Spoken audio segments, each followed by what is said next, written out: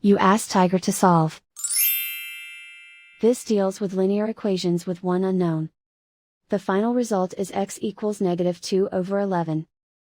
Let's solve it step by step. Simplify the expression. Group like terms. Simplify the arithmetic. Group all constants on the right side of the equation. Subtract 2 from both sides. Simplify the arithmetic.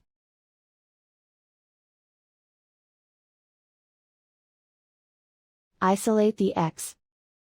Divide both sides by 11. Simplify the fraction. And so the final result is x equals -2/11.